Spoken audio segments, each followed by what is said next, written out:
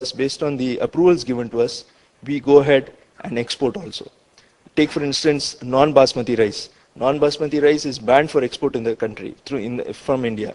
Unless a particular clearance is given from the DGFT, we will not be able to export. So this is the situation what we face. So we are not given any independence to do anything directly. We need to get permissions, clearances from the concerned ministries, and only after that we could go ahead and export. So till 2006, pulses were under OGL and there was no government intervention. So they were all market driven and the demand was elastic. The supply was perhaps in line with the demand. There were no issues. From 2007 onwards, the prices started going up, which forced the government to intervene to ensure that the prices and availability was made easy for the public.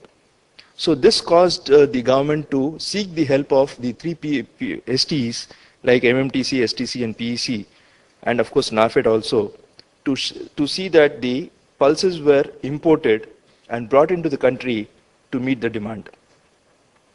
As you are all aware, there are two schemes in existence today. One is for the open market sale, where the PSUs can take a loss up to 15% and recover this 15% through subsidy given by the government.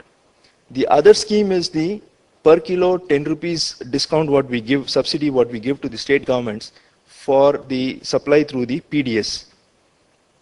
Unfortunately for the country, sorry, the PDS scheme is effective only in the southern states of the country and a few of the states like Gujarat, Maharashtra, to some extent Chhattisgarh, and maybe a few other states, maybe in Delhi also. But unfortunately, the major chunk of the country, the PDS has not been effective at all. So this again leaves the poor person, who the poor Aam Aadmi as we call, he is exposed to all the vagaries of the prices and the availability. So we have been, the PSUs are left with the job of making sure that the availability is there and also the prices are maintained through the intervention. And both the schemes, as they say, they are extended up to March 11. And as we understand that these schemes are likely to get extended beyond March 2011 also. See, as generally what happens with the PSUs, I'll let you know, because what we do is we follow the advice given to us by the ministry. Every month we have periodic meetings with the concerned ministry. The ministry calls us and they give us an indent, the import plan. And based on the import plan given to the STEs, we go ahead, float tenders, and then we go ahead and import. Sometimes what happens is, many a times what happens is, the cropping season does not match with the demand of the country. Sometimes what happens is, the availability in the country, like Myanmar, may be different and it will not match with the requirement in our country. So this gives rise to two things. One is availability and prices. When both these are affected, then the entire equilibrium of the price structure gets affected in the country. That's what I'm trying to explain through the concerned points here. Also, the importers, when we go and import, we don't know the weather conditions there, and we don't know the cropping pattern. So all this leads to the lopsided, situation which is arising currently. So what we can do as PSUs, we are trying to advise the government to match the indents, their requirements, with the availability in the foreign country. But many times we are not able to successfully implement this because of some constraints what we face. I'll just show you in the next slides. The basic factor that the problems that we face is the logistic problems. See, when the price there, we have no control over the price in the foreign country. Whatever price comes in the tender, we have to accept it or leave it. But where we can play a big role is we try to see that the transportation cost is made as less as possible by the efficiency what we try to show. Sorry.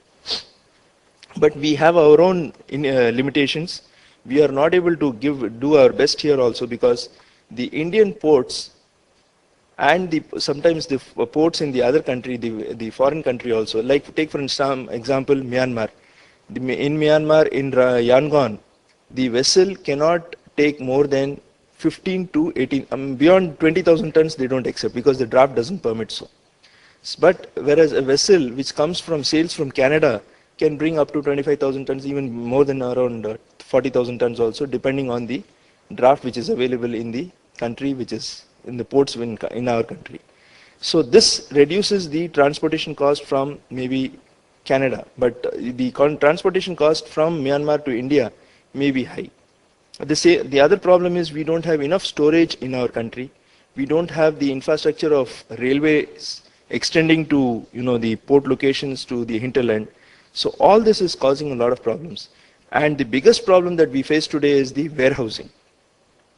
So if any of the private, brothers from the trading community, if they are able to put up warehouses, maybe give it to the STUs, or maybe even store it on their behalf, I think we will be very happy. We can even start importing more and more at more economical prices.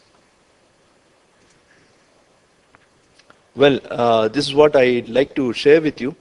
But of course, like every situation, we also have, I would say, a silver lining, and we are also looking forward to doing something better also. And the plan that the government has for us is, they have told us that it's most likely that the scheme will be continuing, and they are giving the subsidy. The government is giving us subsidy. There's no, of course, there is a little bit of a cap fixed on it, but they are willing to even extend beyond that. That is only for the benefit of the general public, because basically now in our country, they say that there are about 800 million people who are surviving on less than 40 rupees per day as their income. So with a huge population like this, where else can they go but to depend on the government for their food? And of course, the other aspect that has to be kept in mind is the food security bill, which is likely to be cleared by the government. So with all these things in mind, we are expecting a policy which will be proactive and helpful not only to the people, but also for the people for the government organizations who execute the job for the government. With this, I'd like to end my talk, and on my behalf and my corporation's behalf, I'd like to extend my sincere thanks to AgriWatch for giving me this opportunity. Thank you.